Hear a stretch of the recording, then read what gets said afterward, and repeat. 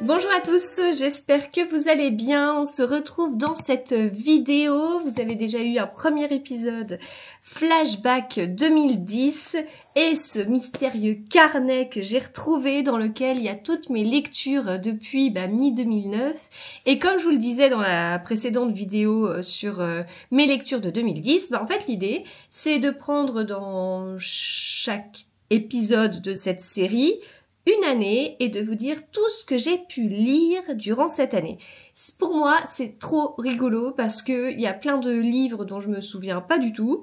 Ça me permet de m'en souvenir, ça me permet de retrouver ce que j'en ai pensé parce que je mets une note sur ces livres et je donne mon avis.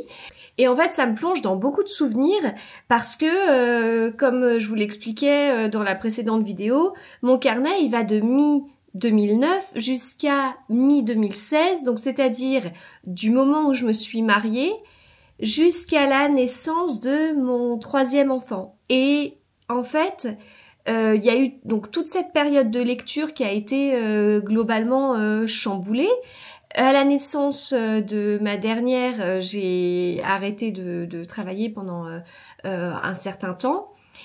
J'étais très occupée. À la maison, j'avais 3 enfants en bas âge. J'ai même réussi à avoir 2 enfants, mes 2 aînés, en maternelle, dans 2 maternelles différentes. Avant que mon deuxième aille dans une maternelle à 20 km de la maison, ce que ma dernière a fait par la suite quand j'ai repris le travail. Enfin, voilà, j'étais très occupée. Et donc, il y avait peu de temps pour la lecture. Et en fait, toute cette période, enfin, si vous voulez, quelque part, vous avez mon carnet. Après mon carnet, vous avez l'ouverture de mon compte Instagram et ce compte Instagram qui a évolué petit à petit du tricot vers la lecture et avec ce côté de boulimie de lecture parce que j'ai été en manque quand mes enfants étaient petits. Donc là, vous me connaissez peut-être comme étant quelqu'un qui lit énormément, qui s'organise pour enlever tout ce qui n'est pas de la lecture parmi mes loisirs. Et c'est comme ça que en 2024 et en 2023, j'ai lu 300 livres par an. Mais en fait, on n'en était pas là du tout parce que avant d'avoir les enfants, je lisais pas mal, mais j'avais 50 000 autres activités. Je travaillais aussi, comme maintenant, et avec des horaires très différents que j'aurais pas maintenant en fait. Mais globalement, mes samedis c'était dans des centres commerciaux. On voyait beaucoup plus d'amis que ce qu'on peut voir. Enfin voilà, notre vie a radicalement changé. Et ce que je trouve très drôle, c'est le fait que avant d'avoir des enfants, j'avais forcément plus de temps. C'est logique. Et je lisais moins. Voilà. Et je trouve que c'est quelque chose qu'on trouve dans beaucoup de situations. Hein. Je trouve que c'est assez drôle. Alors, on va pas être là sur une analyse de pourquoi je me ressens sur l'essentiel. Enfin voilà, on n'est pas là pour ça. Mais voilà, je trouve ça rigolo. Donc, je suis dans mon carnet. Nous allons donc l'ouvrir. À la première page de 2011. Alors 2011, c'est quoi pour moi cette année-là? Eh bien, j'ai commencé 2011 enceinte. J'ai terminé 2011 avec un bébé de 6 mois. J'avais pas quitté mon deuxième job, pas encore, mais c'était en cours. Je suis le style de personne qui passe des entretiens pendant son congé maternité, quoi. Je pense que ma grande avait un mois et demi que j'étais en train de passer des entretiens pour changer de boîte. Donc voilà, 2011, ça a été 6 mois enceinte, 6 mois avec un bébé, j'allais dire un bébé d'1 mois, ça n'a aucun sens. Sur ces 6 mois enceinte, eh bien, 2 mois et demi enceinte où j'ai pu sortir un peu de la maison, j'ai pu travailler. En fait, quand je sortais de la maison, c'était pour travailler, c'est tout.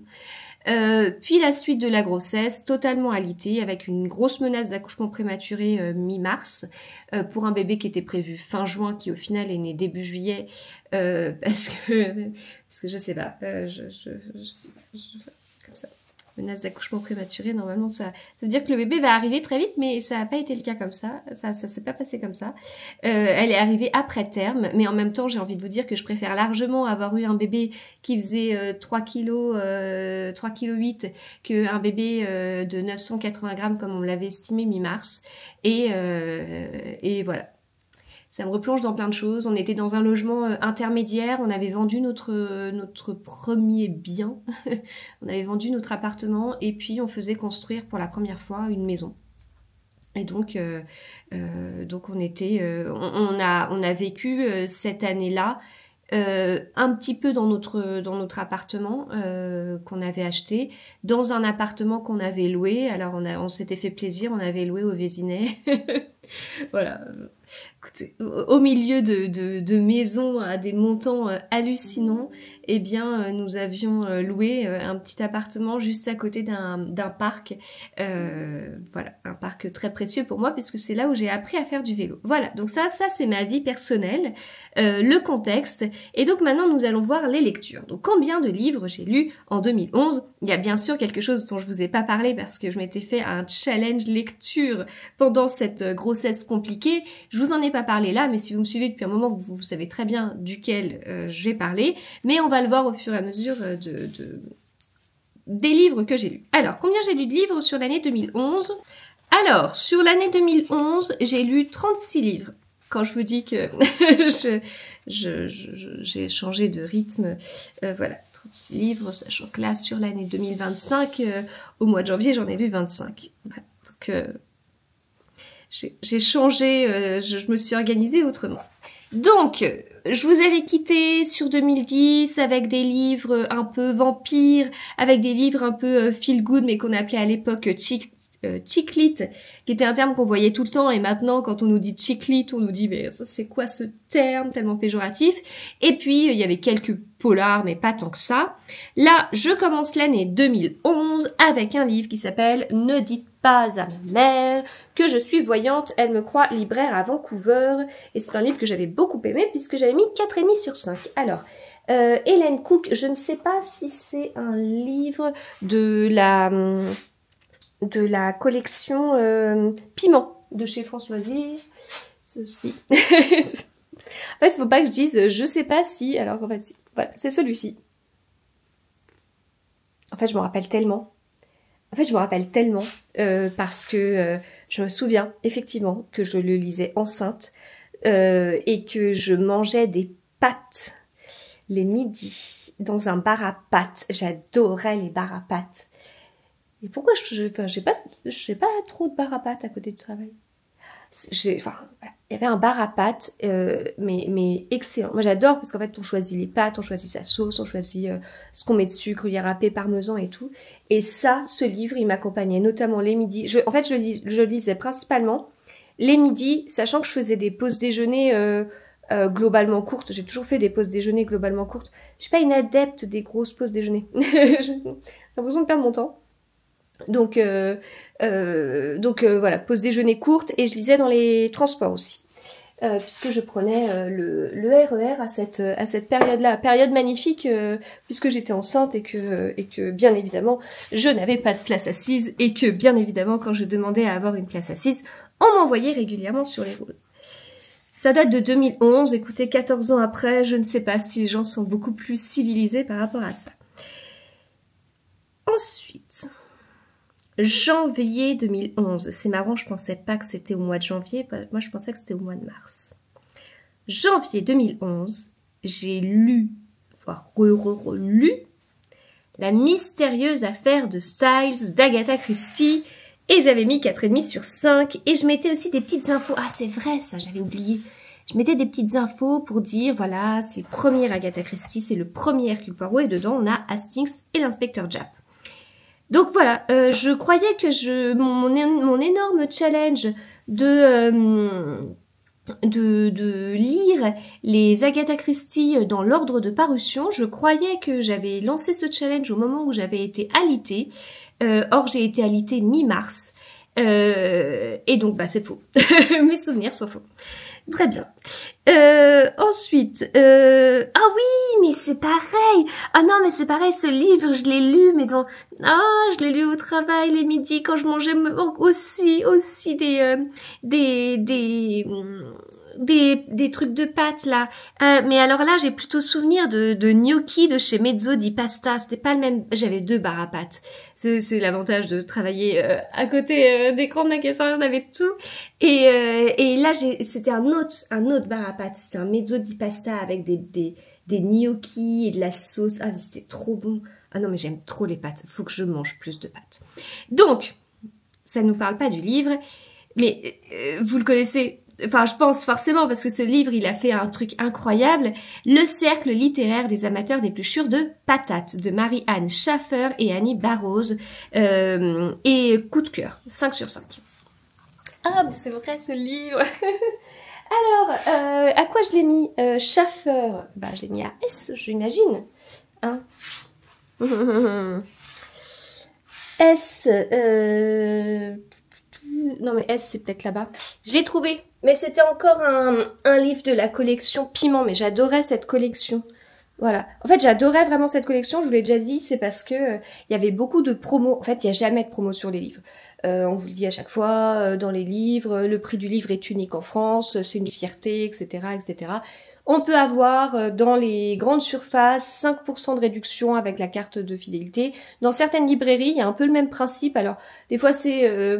Enfin, à la FNAC, c'est 5% de réduction. Dans certaines librairies, on note tous vos achats. Puis quand vous dépassez, enfin genre au 10e achat, vous avez 5% sur le total des achats que vous avez déjà effectués. Enfin voilà, il y a des trucs comme ça, mais sinon, c'est tout. Là, à France Loisirs, il y a vraiment des offres en fait. Enfin, je sais pas si c'est toujours le cas, mais en tout cas, il y avait vraiment des offres. Et sur les piments, il y avait genre, des fois, on en achète 2, on en a un offert ou des trucs comme ça. Mon mari, il en a plein, il a plein, alors c'est pas des piments, mais il a plein de France Loisirs avec le même format, mais côté fantasy. Et ben, quand on aime lire, enfin, on crache pas dessus, quoi. Enfin, moi, ma passion, c'est la lecture. Quand ce sont les soldes, bah, il y a rien, quoi. Enfin, après, je comprends, voilà, le travail de l'auteur, etc., etc. Enfin, je comprends tout à fait, mais je comprends. Mais s'il y avait des soldes sur les livres, j'aimerais bien. Voilà, donc le cercle littéraire des amateurs d'épluchures de patates, mais j'imagine que vous l'avez forcément lu ce livre-là. Et puis, mais je me régalais tellement, c'était un roman épistolaire. Et ça avait fait enfin, il y avait eu un succès incroyable. Et ça me fait un peu penser à Da Vinci Code de Dan Brown, parce que ce sont des livres que j'ai lus alors que, en fait, il y a eu un énorme succès. Je sais que ma mère a lu les 2 assez rapidement. Elle me les a conseillés et tout, puis en fait on les voyait beaucoup, puis moi ça me tentait moins. Donc en fait je l'ai lu, mais quand je l'ai lu en janvier 2011, je pense que si vous l'avez lu, il y a de grandes chances pour que vous l'ayez lu avant janvier 2011. On continue. Page suivante. Mr. Brown d'Agatha Christie, le 2e Agatha Christie, voilà, avec Tommy et tu penses Beresford, et j'ai mis on y parle très brièvement de l'inspecteur Japp, 4 sur 5. Ensuite, j'avais lu un livre où j'ai mis 3 sur 5, un livre sur des tricoteurs, et c'est là où je me suis dit, oh là là là là là, le livre sur les tricoteurs, attention, attention, attention, c'est pas sûr que ça fonctionne, faut se méfier de ce style de livre, et il est là. Alors c'est marrant parce que je me souviens effectivement l'avoir lu, je me souviens de l'avoir lu dans des salles d'attente, mais je me rappelais pas du tout que c'était cette période-là. Voilà, celui-ci. Le club des tricoteuses du vendredi soir. Ça fait rêver, franchement, ça fait rêver. Bah, ça se trouve, je le relirai maintenant et je vous dirai, mais ce livre est un coup de cœur, c'est trop bien.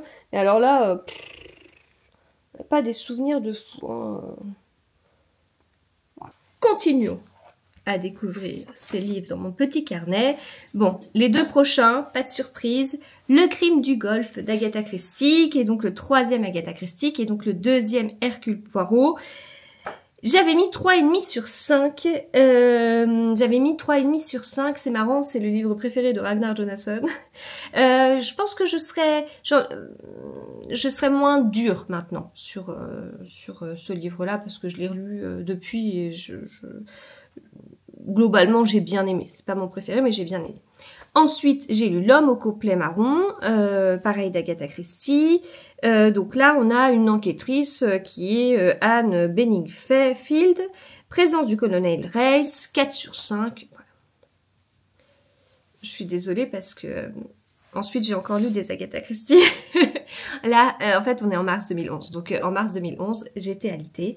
Et donc mon petit jeu qui signifie mon occupation quand j'étais alitée, quand j'étais en train de me dire mon Dieu, j'ai des contractions, faut pas que ce soit maintenant, quand j'avais tous mes livres de grossesse à côté, en train de me dire alors si je passe au-delà de tant de semaines, je ne suis plus dans de la très grande prématurité. Quand je passe, voilà, c'était à peu près ça mon quotidien, où chaque jour, je me disais, allez, c'est une journée de gagner, etc. Donc, mon petit plaisir pendant cette période-là, c'était effectivement de lire un Agatha Christie, et en fait, dans la foulée, si c'était un Poirot, de regarder je les ai achetés en Blu-ray, je crois, la série Poirot, et je regardais en fait l'épisode correspondant juste après, et voilà, c'était comme ça que je fonctionnais. Donc je les avais achetés au fur et à mesure de quand j'en avais besoin pour pouvoir mettre mon Blu-ray. En fait, on avait un appartement qui était assez particulier, et on avait genre un salon et une salle à manger,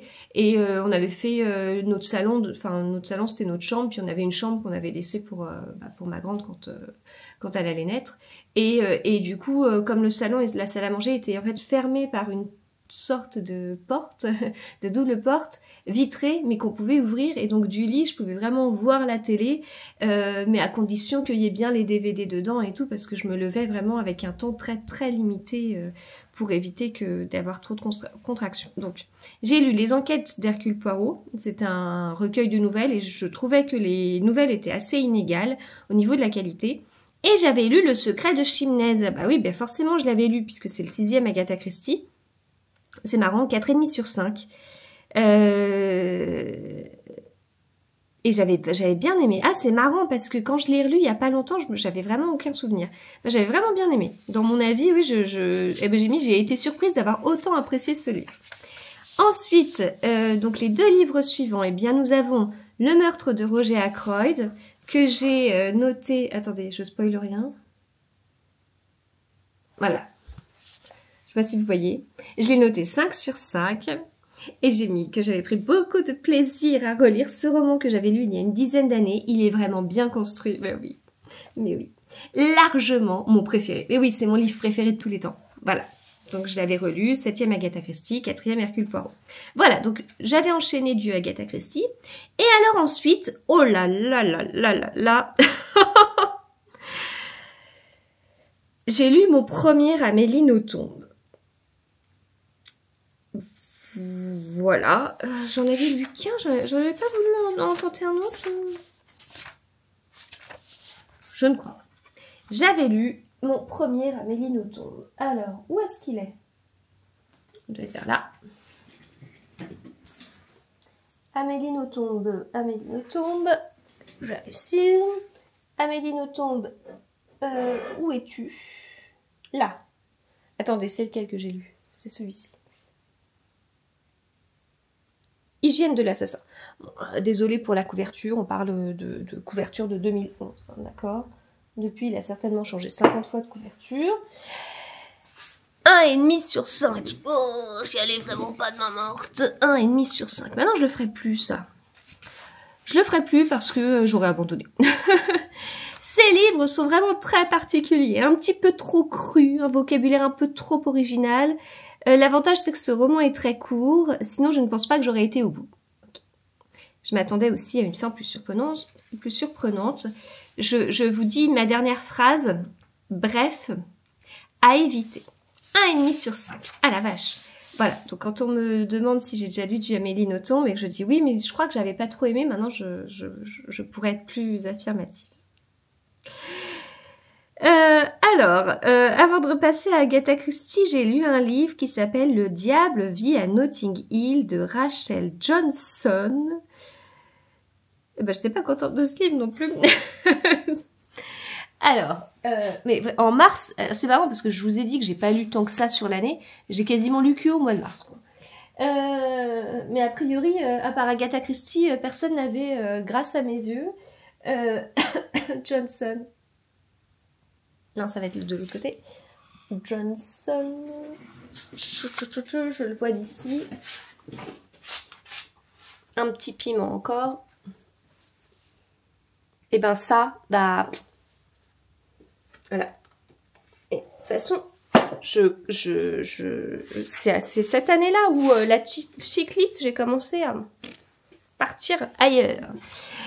Et ben 2,5 sur 5. 2,5 sur 5, j'ai mis que le titre était trompeur, que ce livre ne parle que de personnages qui trompent leur conjoint. Il y a des petits côtés quand même de Desperate Housewives, c'est ce qui doit justifier quand même 2-3 trucs. Avis très mitigé, je le conseillerais pas. Bien parce qu'en fait je dis que si je conseille ou pas un livre, mais tout est dans mon cas. Ensuite j'ai lu les 4 d'Agatha Christie, 4 sur 5.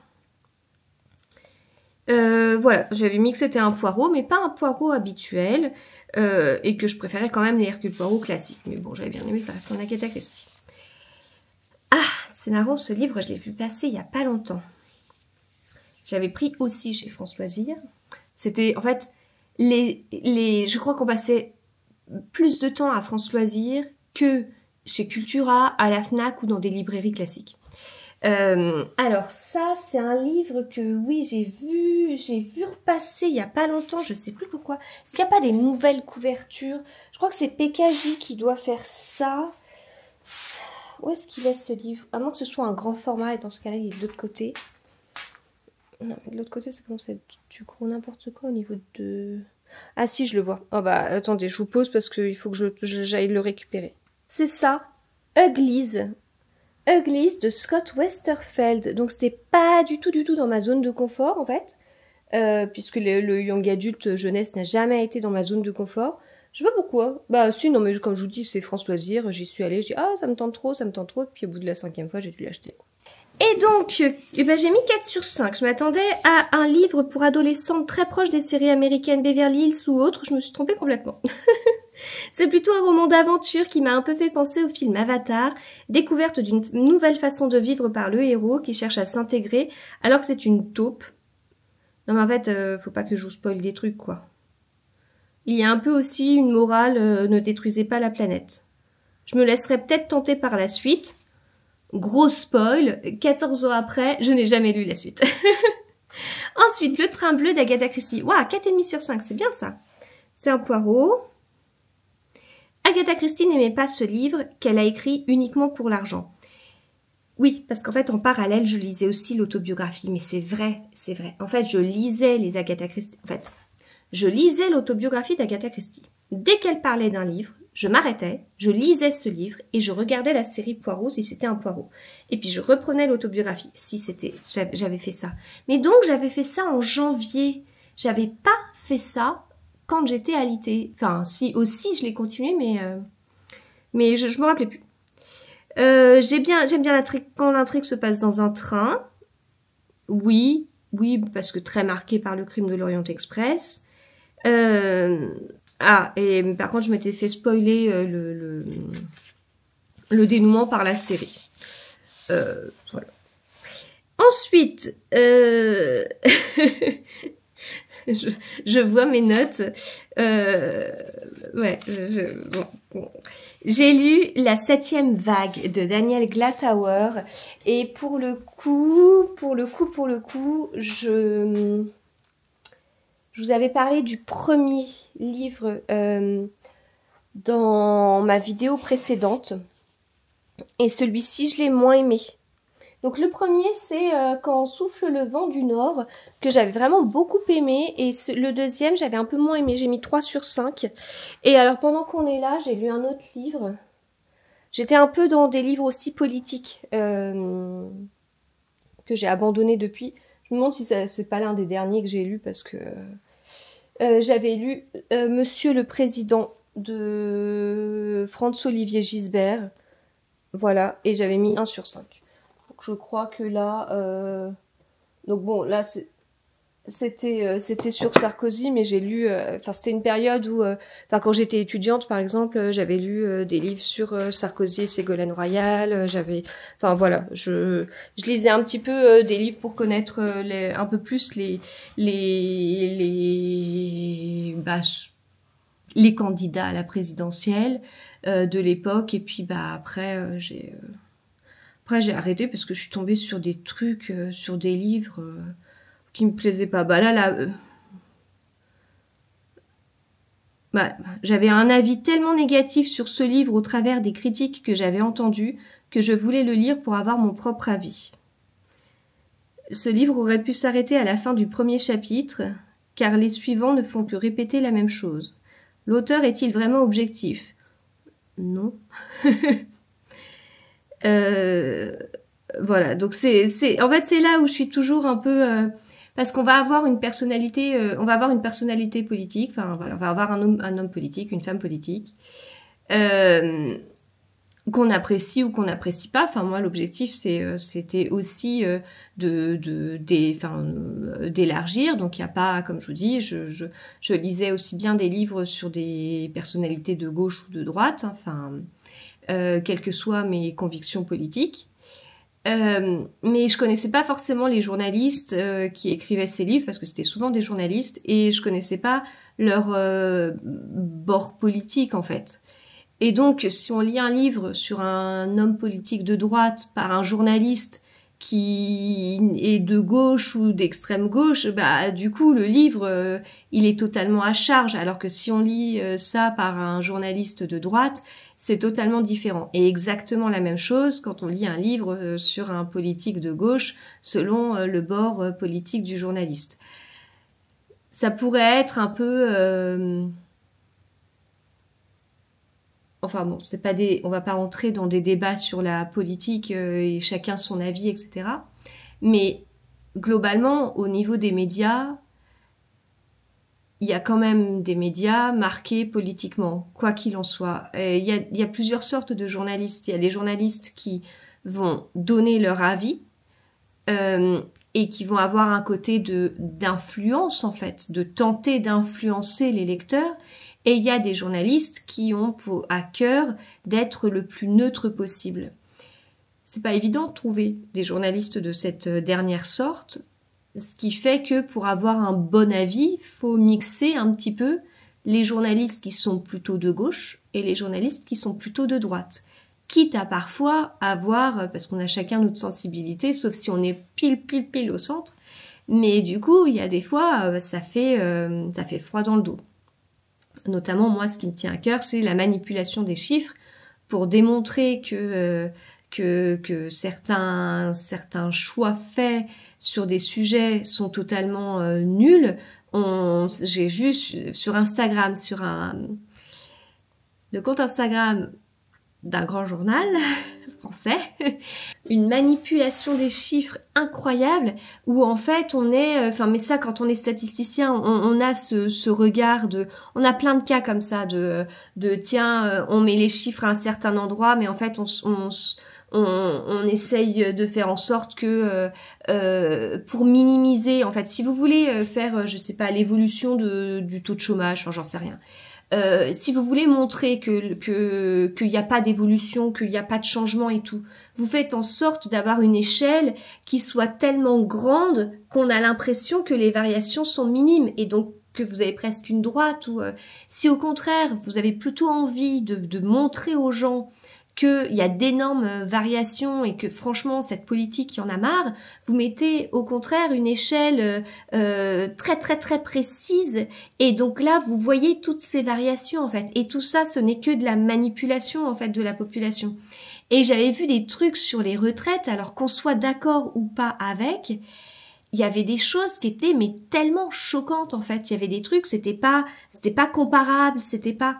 Et donc moi, en voyant un truc comme ça, je suis agacée après le journaliste qui a tenté de me manipuler, et je suis agacée par le journaliste qui a réussi à manipuler beaucoup de gens, parce que tout le monde n'est pas statisticien, ce que je comprends. Et tout ça pour servir sa propre idée. Et c'est là où ça me gêne, parce que du coup, moi, j'ai un rejet de ça, et presque j'aurais eu envie de dire, si, en fait, je suis pour pour les retraites, comme ça va être fait. C'est débile, enfin. donc voilà. Bon, bref, c'est une aparté, mais en fait, 2011, c'est une rupture pour moi sur les livres politiques où, du coup, moi qui voulais lire vraiment pour avoir quelque chose de neutre, pour pouvoir avoir vraiment des vraies biographies, des faits, etc. Eh ben en fait, les faits, on les choisit, on les présente comme on le souhaite, et donc c'est pas du tout neutre. Et de la même façon, comme je vous ai dit, la chiclite, petit à petit, cette année-là, c'est passé ailleurs. Ensuite, nous avons une petite série de 3 Agatha Christie. Les 7 cadrans, que j'ai beaucoup moins aimé que Les Secrets de Chimnez, c'est la suite, il me semble, hein. Avec une note de 3 sur 5. Ah, c'est marrant, c'est pas du tout le souvenir que j'en avais. L'affaire Protero, 4,5 sur 5. Je sais pas l'un des livres qu'on doit relire cette année dans le Red Christie 2025. Je sais plus. C'est un Miss Marple, en l'occurrence le 11e Agatha Christie et le premier Miss Marple. 5h25. Là, vous allez me reconnaître.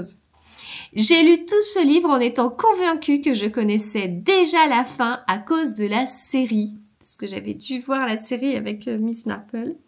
Alors que la fin est totalement différente et inattendue. Voilà, ça c'est ma vie avec Agatha Christie. Voilà, toujours comme ça. Donc 5h25, j'ai mis une note de 4 sur 5. C'est un livre que j'ai lu en mai 2011. Ensuite, que s'est-il passé? J'ai voulu lire La mini accro du shopping de Sophie Kinsella. C'est un livre que j'ai lu, restez bien assis, de mai 2011 à août 2011.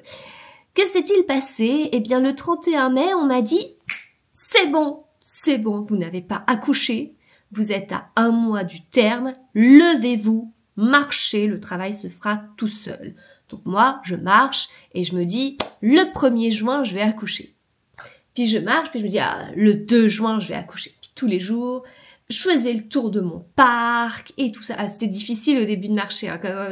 Quand j'ai été, avoir été alitée aussi longtemps, c'était quelque chose. En plus, on habitait au 3e étage sans ascenseur.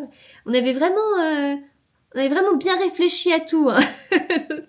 Ça me paraît totalement incohérent maintenant.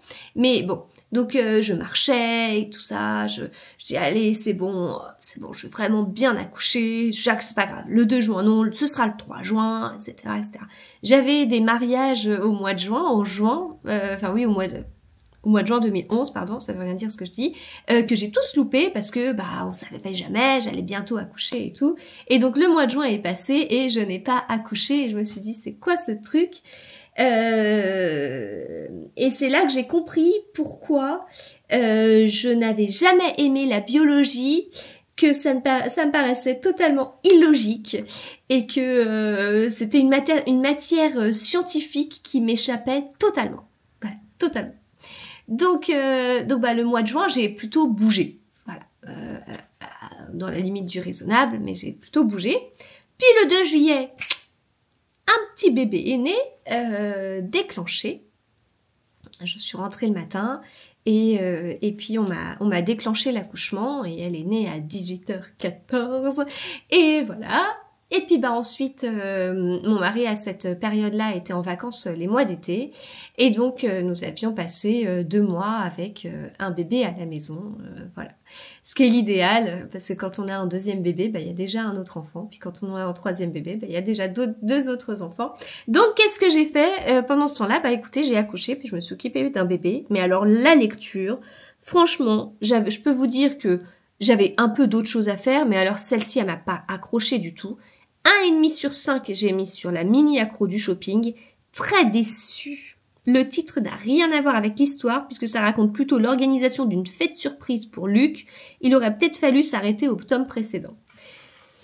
Là j'étais énervée. Hein. Vous sentez la personne qui pensait qu'elle allait accoucher et en plus on lui a menti sur sa série préférée de l'accro du shopping. Ah, j'étais pas contente. Voilà, il est pas contente. Voilà. Ce livre-là, et c'est là que je me suis dit, j'ai changé, je n'aime plus la chiclite, j'ai mûri, je suis devenue maman. J'ai besoin de lire d'autres choses. C'est très rigolo ce que je dis. Hein. C'est très ironique parce que bien évidemment que maintenant j'y retourne avec grand plaisir, même si on n'appelle plus ça de la chick lit. Ah mais en fait mais je suis tellement ennuyée avec la mini accro du shopping qu'en fait j'ai lu un autre livre pendant ce temps-là. Un livre qui me tenait beaucoup à cœur. C'est Alice au pays des merveilles. Parce que j'avais vraiment cette... vous savez, Alice au pays des merveilles, pour moi, c'est hyper important. Moi, j'ai baigné dans la version du dessin animé Disney. Et c'est un univers que je trouve très, très, très inspirant. D'ailleurs, je vous dis le dessin animé Disney, mais on avait aussi un autre dessin animé qui passait le matin, genre dans les Minicums ou un truc comme ça... une émission de ce style-là.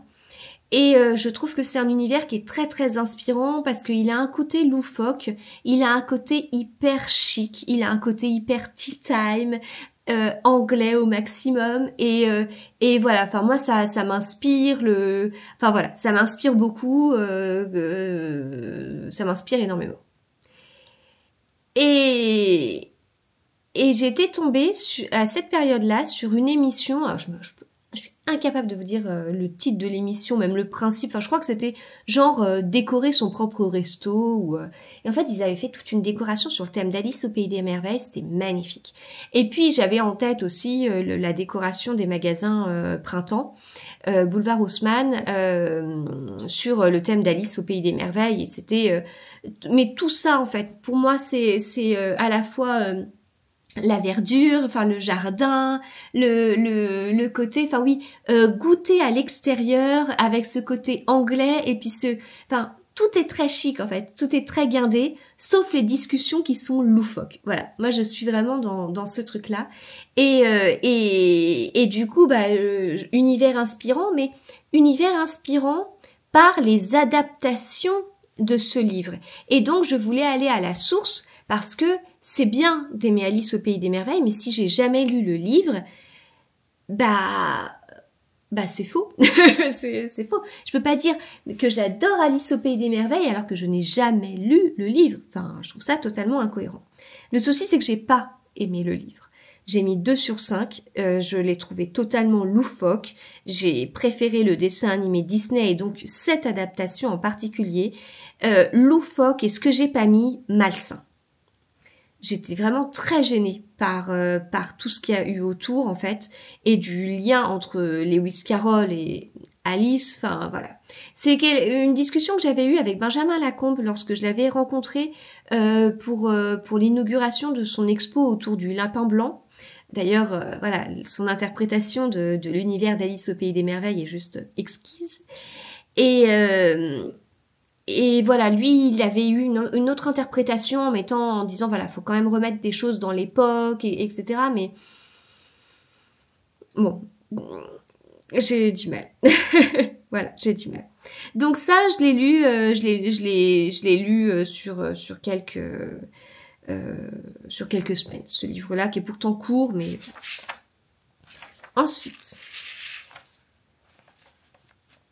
Ensuite, là, je me reconnais davantage. Je suis tombée dans une marmite. Je suis tombée dans une nouvelle marmite que je connaissais déjà depuis quelques années. Mais j'ai retrouvé Andrea Aschap avec une trilogie, la saga Diane Silver. Et donc, j'ai lu Dans la tête, le venin, Une ombre plus pâle et La mort simplement. Et maintenant, c'est le moment de trouver ces livres dans la bibliothèque. Sachant que les Andrea Aschap, ils sont à plusieurs endroits. Je vous montre déjà ce tome-là. Voilà, Dans la tête de venin. La couverture, elle est pas belle. Et donc, Diane Silver, c'est une profileuse au FBI. Et donc, voilà, j'étais contente. Autrice dont je vous parle beaucoup parce qu'en fait, dès que je peux, j'essaye de caser cette autrice-là parce qu'en fait, on n'en parle pas. Et je trouve ça dommage. Elle a été vraiment mise en avant par une série historique, La Dame sans terre, que j'ai moi-même eu du mal à... J'ai beaucoup aimé, hein. J'ai adoré, mais j'ai mis du temps avant d'entrer dans cette histoire-là, parce que pour moi, c'était pas ça, Andrea Aschap. Andrea Aschap, c'était justement des profilers, c'était... il y avait... vraiment du très bon polar et thriller et pas forcément du polar historique. Mais après tout, pourquoi pas, tant mieux si on a pu la voir davantage, mais mon jeu, c'était d'aller, alors pour le coup là on allait davantage à la Fnac, c'était d'aller à la Fnac, de foncer au rayon polar, d'aller voir les livres d'Andrea Ajap qu'ils avaient et que j'avais pas. Elle en a vraiment écrit beaucoup, hein, enfin, et c'est tellement bien, mais lisez du Andrea Ajap. Donc là j'ai lu cette série là, Diane Silver, très crue. Mais j'aime toujours autant son style, voilà. Donc j'ai lu les 3 d'affilée, Une ombre plus pâle, toujours aussi captivant. Et puis j'ai un peu moins aimé le dernier, parce que je l'ai trouvé plus prévisible. Voilà. Donc très bonne trilogie. Ensuite, je suis désolée, on va retrouver du Agatha Christie. Hein. Je me spoil un petit peu. Ouais. Ouais, en fait, c'est vrai que j'ai pas lu beaucoup de livres et c'était pas très diversifié. Avant de passer à Agatha Christie, j'ai fait la connaissance d'un auteur. J'ai lu mon premier livre de David Fuenquinos en octobre 2011, un livre qui était quasiment un coup de cœur. J'ai mis 4,5 sur 5. Et pourtant, j'ai débuté... Je vous dis, c'est la délicatesse. Au lieu de vous faire un teasing de fou, ce livre, c'est la délicatesse, le fameux La délicatesse. Mais mon avis, il est très rigolo, je trouve. Bien que le style soit très agréable, je n'ai pas aimé les premières pages et cette façon d'alterner chapitres normaux et chapitres de 2 lignes parlant d'une citation, définition, recette. Puis peu à peu, je me suis laissée porter par cette histoire aux 1000 émotions. Un peu déçue par la fin également, mais j'ai quand même beaucoup aimé ce livre. Voilà, ce qui explique que c'est pas un 5 sur 5. Et David Fuenquinos, où es-tu? Honnêtement, je suis vraiment très émue de retrouver toutes ces lectures, d'avoir ces souvenirs pas forcément exacts. Et là, enfin, la délicatesse, je sais que je me souviens très bien l'avoir lu dans le RER. C'est beaucoup d'émotions, encore une fois. J'aime beaucoup cet exercice. J'aime beaucoup faire ces petites vidéos. La délicatesse, il est ici. Voilà, édition vintage, hein, on parle d'un livre que j'ai lu en octobre 2011. Et donc, alors je parlais de quoi là, ces chapitres machin là qui... Ah oui, d'accord, oui, ok. Donc là, par exemple, chapitre 34, on a juste signe astrologique des membres du groupe de Nathalie, puis après on part sur un autre chapitre. C'est marrant que je mette ça, parce que pourtant... 5-6 ans auparavant, j'étais très très fan de Bernard Werber et pourtant c'est un peu sa marque de fabrique quand même de faire des chapitres courts et d'alterner avec des choses sur certaines religions et tout ça. Je suis contente d'avoir retrouvé ce livre. Il m'a fallu du temps après avant de reprendre d'autres livres de David Fuenquinos. J'en ai lu 3 autres que j'ai vus en même temps. Le mystère Henri Pic. J'ai adoré. Et pourtant, je l'ai offert et à chaque fois, on m'a dit, bah, tu l'as aimé, mais c'était tellement prévisible. Mais non, il était trop bien. Vers la beauté, je me suis fait avoir sur le sujet que j'avais pas vu venir, en fait. Et un peu déçue parce que le sujet, je voulais aller vers un sujet et il n'est pas allé vers ça. En fait, je voulais juste aller vers le sujet de la couverture hein, du livre. Et puis, la famille Martin, je me souviens plus, je sais plus. Ensuite, on repart avec Agatha Christie et le mystérieux Mr. Queen. J'avais déjà lu ces nouvelles il y a une dizaine d'années, j'en avais de bons souvenirs et j'ai effectivement bien aimé ce recueil de nouvelles. Mais j'adore Mr. Queen, j'adore Mr. Queen. Donc ça, je l'ai lu en octobre 2011. Et puis j'ai enchaîné avec le recueil suivant, Mr. Queen Voyage, que j'ai un petit peu moins aimé parce qu'il y avait des nouvelles qui étaient plus surnaturelles. Mais vraiment, Mr. Queen, c'est un personnage que j'aime bien et je sais aussi à quel point c'est un personnage qui est important pour Agatha Christie et pourquoi elle l'a créé. Et avec tout le côté commedia dell'arte et il y a tout ça. Voilà, il y a tout ça. En plus, il y a une petite ambiance mystérieuse et tout. Je veux les relire. Je veux les relire, en fait. Quand est-ce que je les ai lus pour la dernière fois, les Mr. Queen? Quand est-ce que je les ai relus? Babelio est mon ami, il va me dire. Parce que c'était dans un challenge. Enfin, là, je les ai lus là en 2011, mais je les ai relus depuis. Le mystérieux Mr. Queen. Est-ce que là, j'ai les dates? Je les ai lus début 2021, donc 10 ans après. Enfin, voilà, un peu moins de 10 ans après. Donc, ça fait 4 ans. 4 ans, ça me manque. Ah mais oui, non mais oui, c'était en février. Non mais oui. Non mais je me souviens tellement. J'étais en vacances à ce moment-là. Faut que je les relise, mais j'ai pas le temps de lire tout ce que j'aimerais. J'adore cette ambiance. Franchement, si vous avez jamais découvert ces nouvelles, elles sont vraiment excellentes. Et pour le coup, le format nouvelle, ça s'y prête trop bien. Voilà, donc le mystérieux Mr. Queen et Mr. Queen en voyage. Ensuite, j'ai lu La Maison du Péril. La Maison du Péril, 4 sur 5, j'avais vu l'épisode plusieurs fois, oui, je confirme.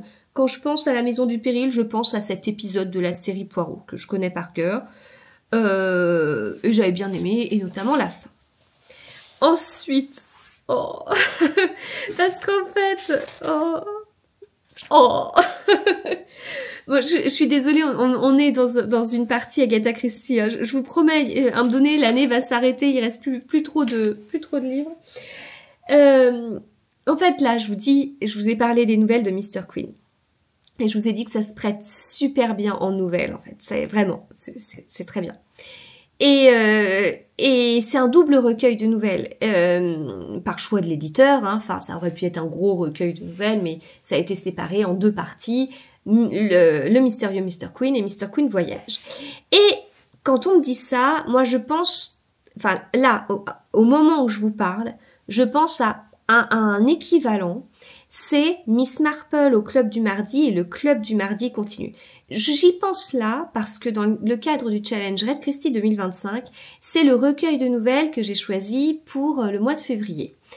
Et donc, c'est pour ça que ça m'amusait parce que je me dis, tiens, j'ai lu ce recueil de nouvelles de Mr. Queen alors que j'étais en vacances et je compte lire Miss Marple au Club du Mardi et le Club du Mardi continue quand je serai en vacances. Donc je suis très conditionnée par rapport à ça. En réalité, si je n'étais pas aussi conditionnée, j'aurais pris un petit peu plus de recul et je me serais dit, ça me fait penser aussi à un 3e type de recueil de nouvelles qui est Associé contre le crime et le crime est notre affaire avec Tommy et tu penses Beresford.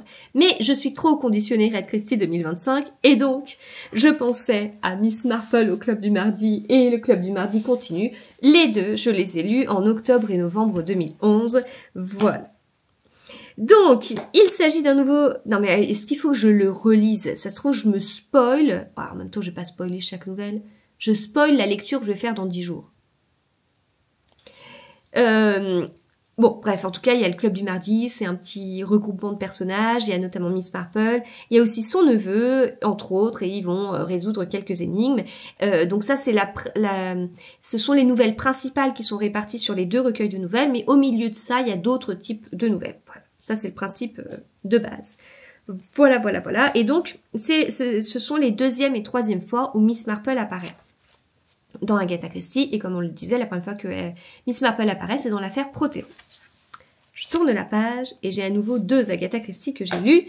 Le couteau sur la nuque, 4,5 sur 5. Le couteau sur la nuque. Le couteau sur la nuque. Est-ce que je l'ai relu depuis?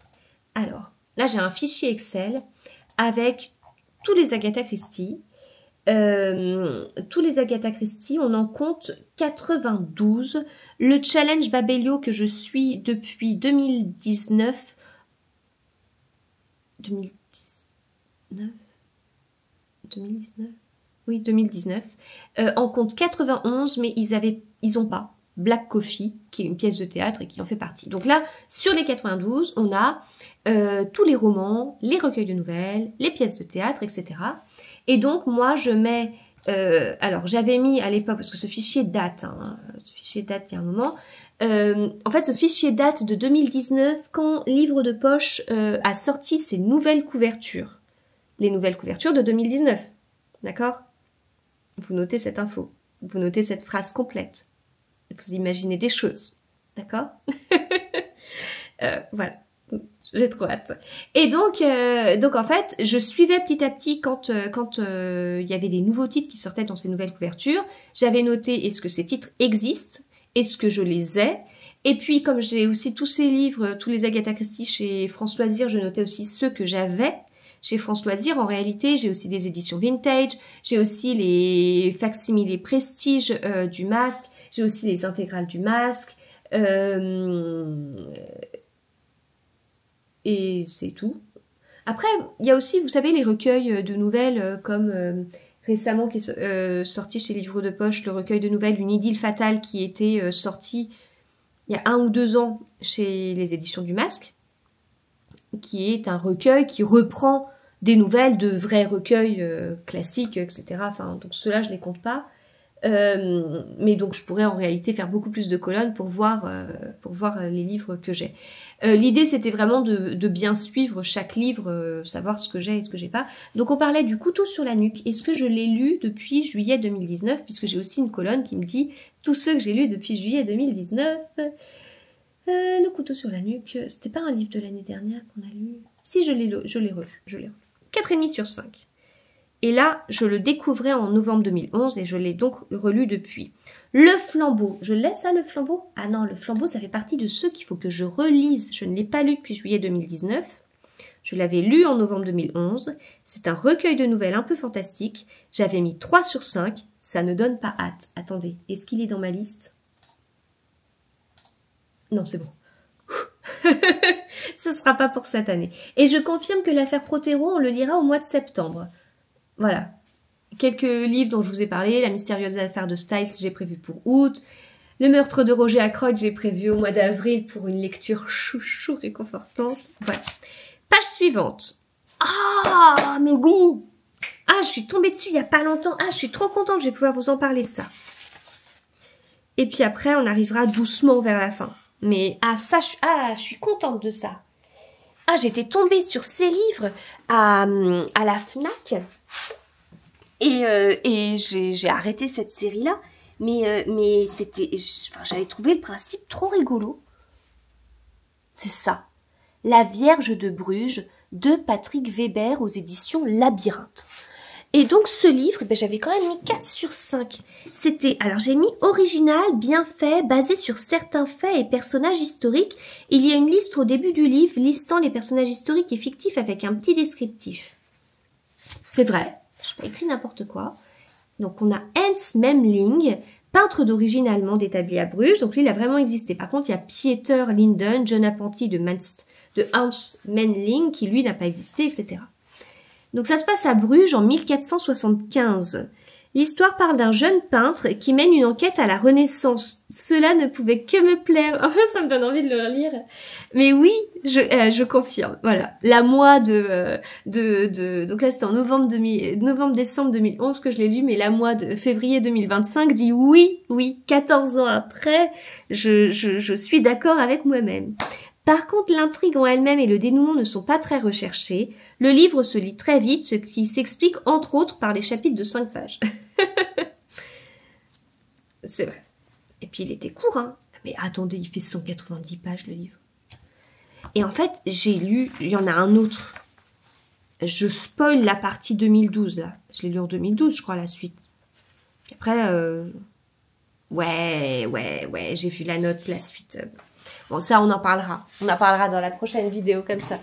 Mais cette série, quand j'avais découvert ça, je m'étais dit, mais génial, quoi. Enfin, c'est extra. Et puis, c'est surtout que le tome suivant, il se passe à Florence. Et moi, j'étais trop contente que ça se passe à Florence. Puisque nous avions été à Florence en 2010.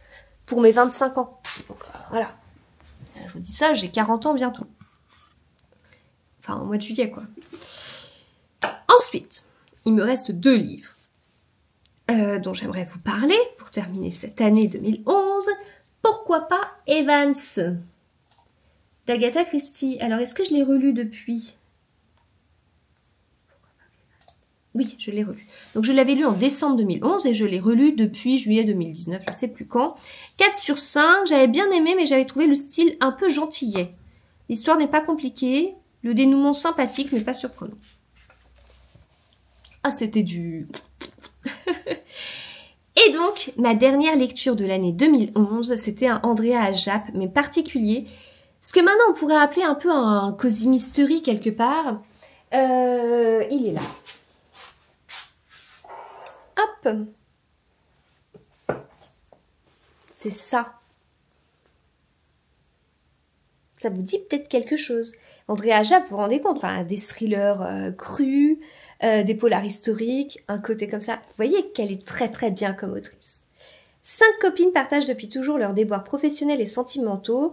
Emma, la blonde pulpeuse en mal d'enfant, Nathalie, la mère au foyer qui vient de se faire plaquer, Hélène, la tête chercheuse qui a fait de son absence de diplomatie une arme redoutable, Charlotte, la psy qui finit toujours avec le plus gratiné de ses patients, et enfin, Juliette, l'esthéticienne qui dorlote une clientèle masculine triée sur le volet. Le jour où Charlotte découvre un corps enchaîné au volant de sa voiture, elle panique et appelle ses amis à la rescousse. Dès lors, autour des 5 filles, les cadavres s'accumulent. Mais qui est le meurtrier? Donc c'était sympa, 4 sur 5. C'était sympa, je crois que les suites... Est-ce que j'ai les suites? Avant de vous dire, la suite, elle était moins bien. Est-ce que je l'ai?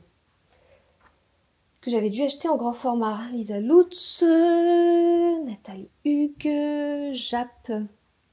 Là. Ça, les cadavres... Ah non, mais vous ne voyez pas. Les cadavres n'ont pas froid aux yeux. Ça, c'était la suite. Ça, c'était la suite et je crois que j'avais moins aimé. Mais en fait, au lieu de vous dire, je crois que j'ai moins aimé, vous savez quoi? On se donnera rendez-vous dans une autre vidéo.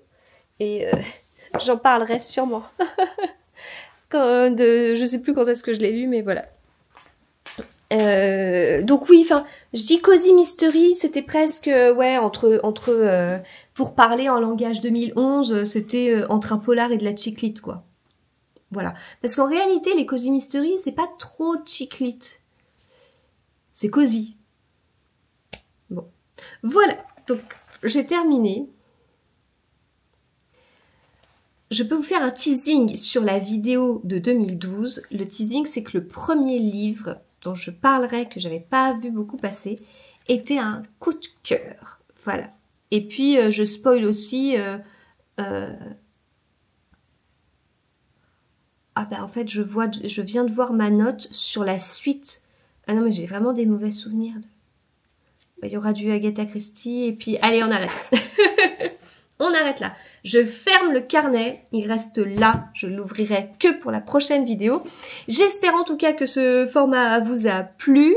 J'avais eu pas mal de retours. La vidéo précédente n'a pas été énormément vue, mais le peu de personnes qui l'ont vu ont énormément commenté, donc ça vous a rappelé certains souvenirs et ça c'est trop chouette.